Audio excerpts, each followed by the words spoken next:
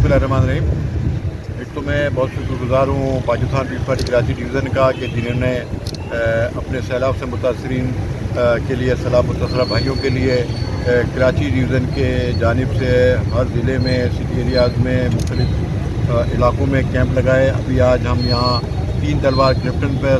यहाँ मौजूद है और यहाँ एक बड़ा कैंप कराची डिवीज़न की जानिब से लगाया गया है और कैंप के लगते ही बड़ी तादाद में हमारे भाइयों ने यहाँ इमदादी अशिया खाने पीने की चीज़ें यहाँ जमा कराई हैं। पाकिस्तान पीपल्स पार्टी ने हमेशा जब भी कोई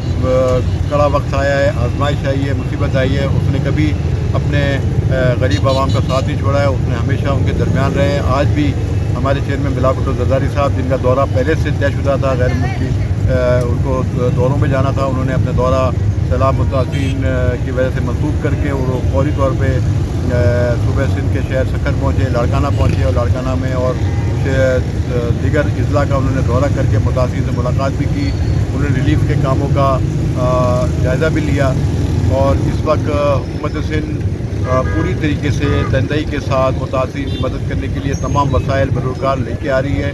और जिस तरह से हमने 2010 के सैलाब में भी लोगों की मदद की थी, फिर कोरोना का जो 2020 के अंदर सूरत हाल थी उसमें मदद की थी, लेकिन इस दफ़ा भी